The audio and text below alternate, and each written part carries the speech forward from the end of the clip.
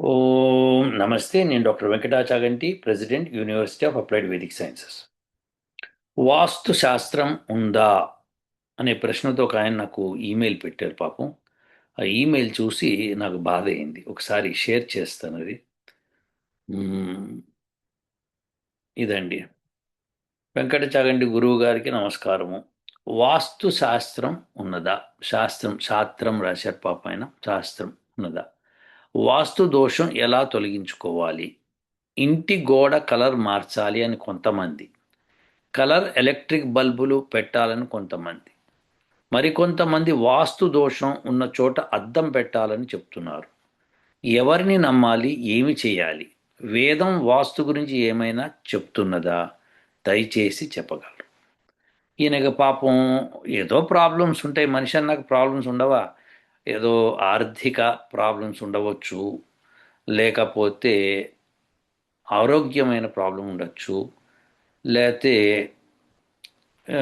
కొడుకు కూతురు ప్రాబ్లము, లేదు భార్య ప్రాబ్లము, లేదు అత్తమామల ప్రాబ్లము, లేదా తల్లిదండ్రుల ప్రాబ్లము, లేదా పక్కింటోళ్ళ ప్రాబ్లము, లేదా ఉద్యోగంలో ప్రాబ్లము. ఇలా రకరకాల ప్రాబ్లమ్స్ స్నేహితులతో సహా అందరి నుంచి ఏదో ఒక వేధింపు, లేకపోతే కష్టం రావచ్చు. సో అది చూసి పాపం ఏదన్నా వాస్తు ప్రాబ్లం ఉందా అని ఎవడో ఒకడు చెప్పేస్తాడు. దాంతో పాపం సామాన్యుడు చాలా కన్ఫ్యూజ్ అయిపోతూ ఉంటాడు. సో కన్ఫ్యూజ్ అయిపోయినప్పుడు ఏం చేయాలో తెలియదు. ఇంకా ఇంకెట్లా చేయాలంటే ఎవరు ఏది చెప్పినా వినబుద్ధి అవుతుంది. అంతే కదా. మనకి అది శాస్త్రబద్ధమా కాదా, శాస్త్ర ప్రామాణికమా కాదా అని నిర్ణయించుకోవడానికి పాపం ఆ సామాన్యుడికి చేత కాదు. సో ఇది ప్రతి సామాన్యుడి ప్రాబ్లం. వాస్తు ప్రాబ్లం ఉందా?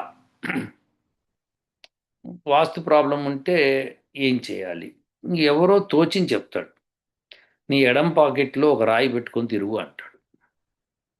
దానికి అసలు ఏం సంబంధమో తెలియదు, చెప్పేస్తారు అంతే.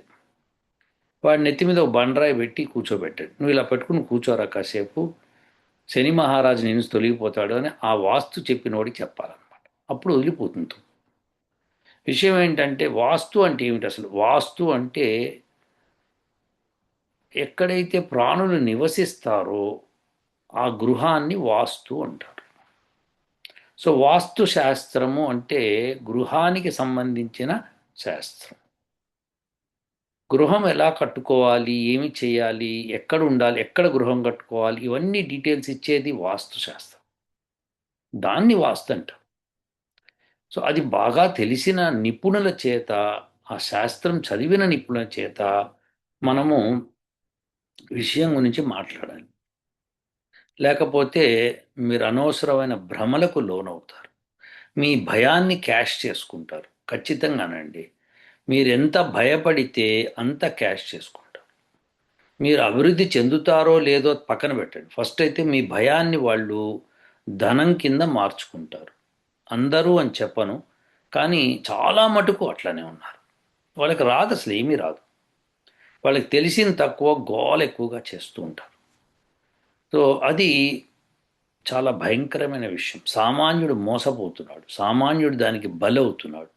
ఎలా అయితే రాజకీయ నాయకులు ప్రామిసెస్ చేసి తప్పించుకు తిరుగుతారో దానికి సామాన్యుడు బలవుతున్నాడు. ప్రతి ఒక్కడు సమాజంలో బలైపోతున్నాం ఇలాంటి పశువులకి. వీళ్ళు చెప్పేది తక్కువ ఉంటుంది, గోల ఎక్కువ ఉంటుంది. సో అది మీరు నమ్మకండి. ఇది మొట్టమొదటి సూచన. కానీ వాస్తు శాస్త్రం ఉందంటే ఉందండి, వాస్తు శాస్త్రం ఉంది. ఇప్పుడు మీరు ఎవరినన్నా సామాన్యమైన వ్యక్తిని ఇల్లు ఎలా కట్టాలి అని అడిగితే ఏం చెప్తాడు? అతనికి ఆ background, engineering background, civil engineering background ఉంటే కానీ ఇల్లు ఎలా కట్టాలో చెప్పలేరు కదా. అలాంటి సివిల్ ఇంజనీరింగ్ బ్యాక్గ్రౌండ్ లేకుండా కేవలం మేస్త్రీ పని చేస్తూ, చాలా కాలంగా మేస్త్రీ పని చేస్తూ ఇల్లు కట్టిన వాళ్ళకు కూడా ఇల్లు ఎలా కట్టాలో తెలుస్తుంది, ఫర్ ష్యూర్. కానీ సివిల్ ఇంజనీర్ క్యాలిక్యులేషన్స్ చేసినవి, ఎంత లోడ్ తీసుకోగలుగుతుంది, ఎన్ని అంతస్తుల వరకు ఇది పనికొస్తుంది, ఎటువంటి గోడ ఉండాలి, ఎంత మందం ఉండాలి ఆ గోడ, ఇలాంటివన్నీ చెప్పడానికి ఆ క్యాలిక్యులేషన్స్ ఆ మేస్త్రికి రాకపోవచ్చు. కానీ చెప్పగలుగుతాడు. ఎస్, తప్పకుండా కట్టేయగలుగుతాడు కూడా. మీకు నచ్చినట్టుగా కట్టగలుగుతాడు కూడా. కానీ ఆ ఎక్స్పీరియన్స్తో కడతాడు. కానీ అది శాస్త్రం కాదు. ఇది విశేషం అన్నమాట. మీకు విశేషం ఏంటంటే శాస్త్రం కావాలి. ఒక కారు మెకానిక్ శుభ్రంగా ఇంజన్ ఇప్పదీసేసి బిగించేస్తాడు. సో కార్ అంతా చిన్న భిన్నం చేసి మళ్ళీ బిగించేయగలుగుతాడు. కానీ కార్ని ప్రొడ్యూస్ చేయలేడు. మళ్ళీ కొత్త కార్ని తయారు చేయి, ఇంజిన్ తయారు చేయండి, చేయలేడు. ఎవరో కోటికి ఒకళ్ళు ఏమైనా చేయొచ్చేమో కానీ మిగతా వాళ్ళు చేయలేరు. అలానే వాస్తు శాస్త్రం అన్నది ఏదో ఒక 4 ముక్కలు ఏదో పుస్తకం చూసి నేర్చేసుకొని చెప్పే విషయం కాదు అది. వేదం ఏం చెప్తుంది అని అడిగారు మీరు. ఖచ్చితంగా వేదం ఏం చెప్పిందో నేను చెప్తాను. నేను చెప్పిన తర్వాత మీకు అర్థమవుతుంది వాస్తుశాస్త్రం. చాలా మంత్రాలు ఉన్నాయి. ఒక 3 మంత్రాలు యజుర్వేదం నుంచి తీసి చెప్తాను. ఎందుకంటే కర్మకాండకు సంబంధించింది కాబట్టి, కర్మకు సంబంధించింది కాబట్టి మీకు ఏమైనా పనికొస్తుందేమో ఆలోచించండి. అంతేకాని వాస్తుశాస్త్రం అని చెప్పి గోల చేయకండి. నేను ఇది చెప్పిన తర్వాత, 3 మంత్రాలు చెప్పిన తర్వాత అసలు మీకు ఏం చేయాలో నేను చెప్తానండి.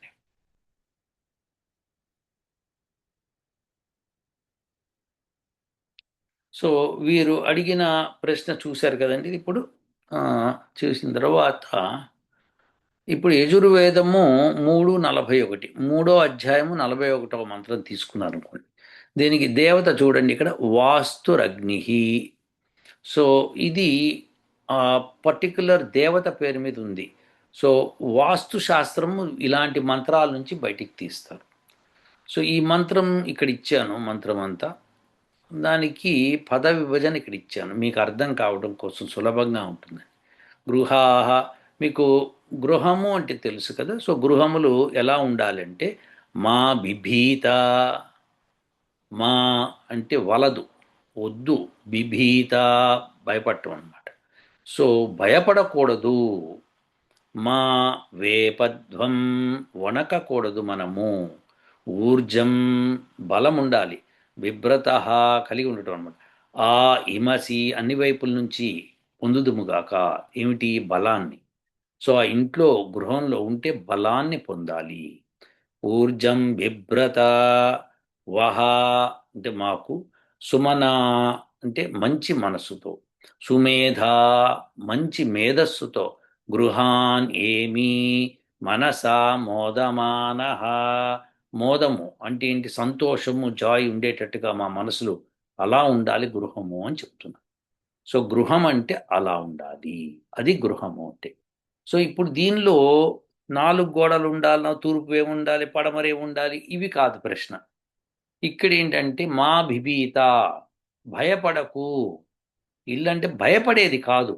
ఇల్లంటే ఎలా ఉంటుంది? మోదమానహ, మనకి సంతోషాన్ని, బలాన్ని, తేజస్సుని, మేధస్సుని ఇచ్చేది గృహం. సో అలాంటి గృహం చూసి భయపడకు, వణకకు. కాబట్టి ఈ వీళ్ళందరూ చెప్పేది విని నువ్వు వణకకూడదు. ఇల్లు నీది.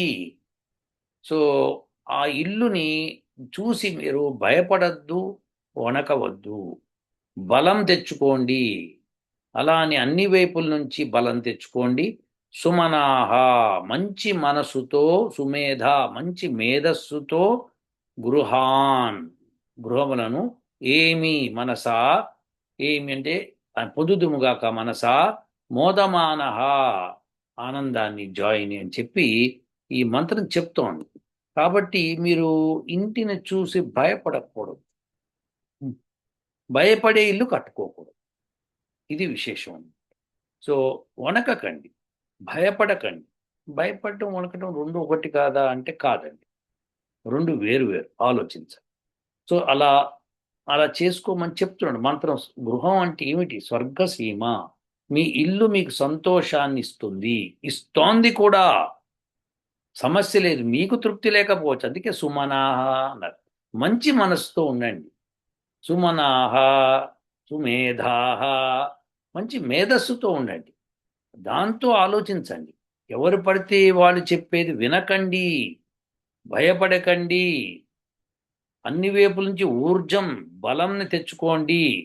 అన్ని వైపుల నుంచి అంటే ఏమిటి? గృహంలో ప్రతి చోట మీకు బలం రావాలి. మీ ఇల్లు మీరు కట్టుకున్నది, మీ శ్రమ పెట్టి డబ్బులు సంపాదించి కట్టుకున్న ఇల్లు. అలాంటి ఇల్లు మీకు బలాన్ని ఊర్జాన్ని ఇస్తుంది, కానీ ఇలాంటి పెంకివి చెప్పకూడదు ఎవరు. ఏంటి ఎలక్ట్రిక్ బల్బు, రంగు గోడలు, పిచ్చి లేచింది జనాలకి. ఏం మాట్లాడుతున్నారో వాళ్ళకి తెలియదు. ఇల్లు మీకు ఇవ్వాల్సింది ఏమిటో చెప్తున్నాం. ఈ మంత్రం స్పష్టంగా ఉంది. సుమేధ, మంచి మేధస్సు ఇవ్వాలి, మంచి మనసు ఇవ్వాలి, ఇలా బలం ఇవ్వాలి, ఊర్జస్సుతో మీరు ఉట్టిపడాలి. దానికోసం ఇల్లు.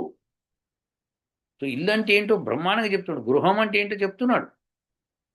అది తెలుసుకోవాలి. సో ఈ మంత్రం మీకు అర్థమై ఉంటుంది. సో నెక్స్ట్, అన్ని వైపుల నుంచి పొందుదుముగాక అని అర్థం అన్నమాట. సో పొందడానికి ఇది. సో వద్దు భయపడద్దు, వద్దు వణకద్దు, ఊర్జం బలాన్ని తెచ్చుకోండి, అన్ని వైపుల నుంచి మాకు పొందుదుముగాక, బలముని పొందుదుముగాక అని రెండుసార్లు ఊర్జం ఊర్జం అని చెప్తున్నాడు. తర్వాత వహ, మా యొక్క బిభ్రత సుమన, మా మనస్సులు, సుమేధ గృహాన్, ఏమి మనసా, మోదమాన, మనసు ఎప్పుడూ కూడా సంతోషంగా ఉండాలి, మోదం పొందాలి అని ఇల్లు కట్టించుకోవాలి అని చెప్తున్నాడు. ఇంకొక మంత్రం, దీని నెక్స్ట్ మంత్రమే 42. ఇది కూడా వాస్తుపతిరగ్ని. ఇందాక వాస్తు అగ్ని, ఇప్పుడు వాస్తుపతిరగ్ని. సో ఇందులో కూడా ఏషాం, ఎవరైతే ఉన్నారో, అద్యేతిత్యది అంటే అతిథులు మొదలగు వాళ్ళు, ప్రసన్నంగా ప్రవసన్, ప్రకృష్టంగా వసించడానికి కట్టుకోండి ఇల్లు. ఏషు, వీరిని, సౌ మనసహ, మంచి మనసుతో, బహు, అనేక రకమైన గృహములను, ఉపవయామహే, సో ఇలా సమీపానికి పొందాలి. తే, నీ యొక్క, నహ, మా యొక్క, జానంతు, తెలుసుకోవడంలో, జానత అని చెప్తున్నాడు. సో అంటే ఏంటి, ఇక్కడ ఇల్లు కట్టుకోవడమే కాకుండా అతిథులు వచ్చేటట్టుగా కట్టుకోండి, అతిథులకి ప్లేస్ ఉండేటట్టు కట్టుకోండి అని చెప్తున్నాడు. ప్రవసన్, ప్రకృష్టంగా వసించడానికి, బాగా నివసించే యోగ్యమైన ఇల్లు కట్టుకోండి అని చెప్తున్నాడు. సో అతిథులు రావటము వెళ్ళటము అన్నది వెరీ ఇంపార్టెంట్ అని ఈ మంత్రం యొక్క సారాంశము. అప్పుడు అతిథులు ఉంటే కానీ మీకు ఆ యొక్క మోదం రాదు, సంతోషం రాదు. అతిథులు వచ్చి వెళ్తున్న ఇల్లే సంతోషంగా ఉంటుంది అన్నమాట. సో అతిథులు ఎవరన్నా సంవత్సరానికి ఒకసారి వచ్చినా, రోజు వచ్చిపోవడం కాదు. అతిథి అంటే తిథి లేకుండా వచ్చేవాళ్ళు ఎవరైతే ఉంటారో, ఎక్కడో సడన్గా ఏదో ఊరు వెళ్తున్నారు, మీ ఇంటికి వచ్చారు, రామ్మనండి, ఆహ్వానించండి. అది కూడా అతిథులు గుర్తుపెట్టుకోండి. అతిథులు చాలా రకాలు ఉంటారు, కానీ సుమనస అంటే మీతో పాటు సేమ్ మనసు కలిగి ఉండాలి.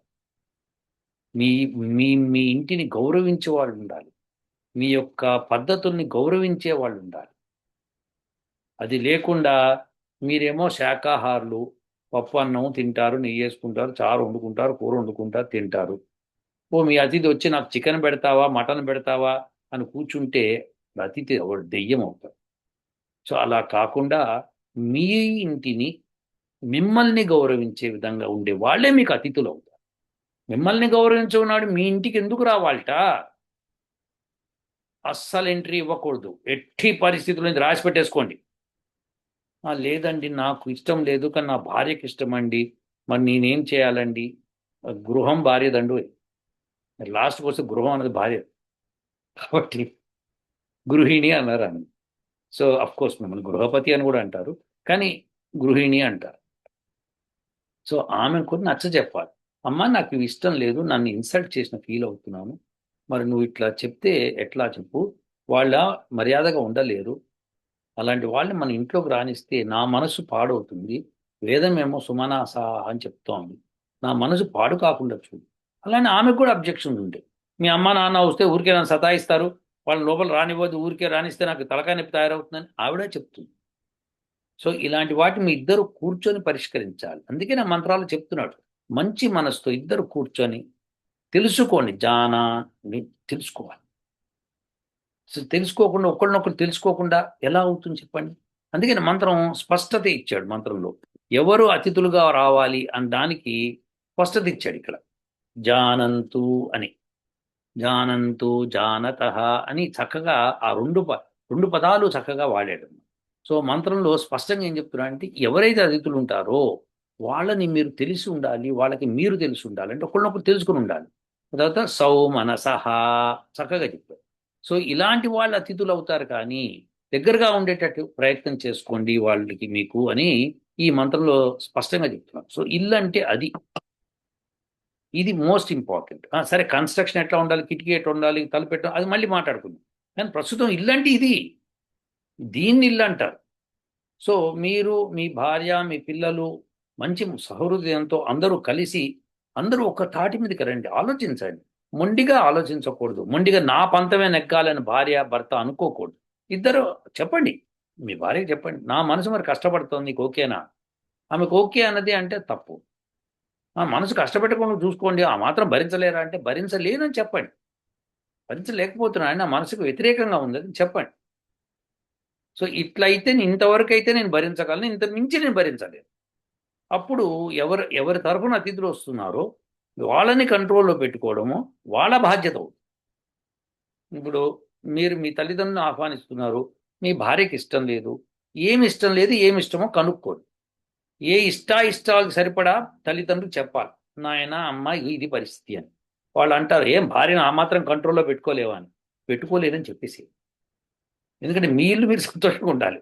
వాళ్ళ అతిథులు ఏదో వస్తారో వెళ్తారు, మీరు మీ భార్యతో కలకాలం ఉండాలి. అలానే భార్య కూడా భర్తకి చెప్పాలన్నమాట, మీకు ఏది ఇష్టం ఏది ఇష్టం లేదు చెప్పండి, వాళ్ళని కంట్రోల్ చేసుకుంటారు. మీరు చేసుకునే బాధ్యత మీది, ఎందుకంటే మీ భర్తను ఫస్ట్ సంతోషం పెట్టుకోవాలి.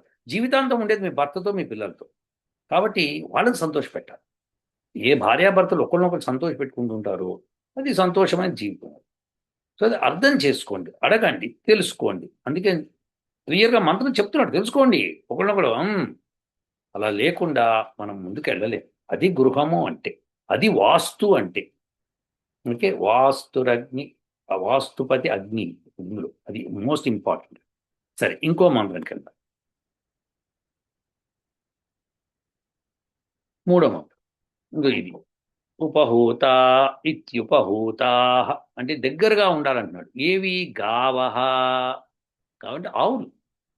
ఆవులు దగ్గరగా ఎక్కడన్నా పక్కనే గోశాలు ఉండేటట్టుగా చూసుకోండి. అలానే అజావయ, అంటే ఏంటి, గొర్రెలు మేకలు ఇట్లా పెంచుతున్న వాళ్ళు కూడా దగ్గరలో ఉండాలి. తర్వాత అన్నస్య, అన్నము మొదలగునవి. కీలాలహ, అన్నము అంటే నీరు, అన్నము ఇలాంటివి కూడా దగ్గరలో దొరికేటట్టు చూసుకోవాలి. ఉపహూత, దగ్గరగా ఉండాలి. గృహేషు, గృహములకు, గృహములలోని. నహ, మా యొక్క. క్షేమాయ, క్షేమం ఉండాలి, క్షేమం కొరకు. వాహ, మేము.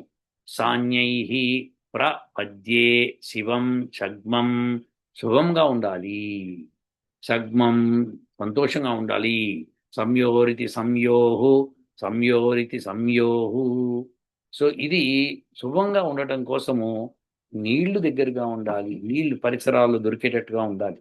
అలానే మనకి ఆహారం పరిసరాల్లో దొరికేటట్టు ఉండాలి, అంటే కిరాణా షాపులు లాంటివి ఉండాలి పక్కపక్కన. ఎక్కడన్నా సరే ఆహారము నీరు దొరకాలి. గొర్రెలు పెంచేవాళ్ళు మేకలు పెంచేవాళ్ళు దగ్గరలో ఉండాలి, లేదా అవి తిరుగుతూ ఉండాలి. అలానే ఆ, ఆవులు, అలాంటి పశువులు మనకి 7 రకాల పశువులు చెప్పాం.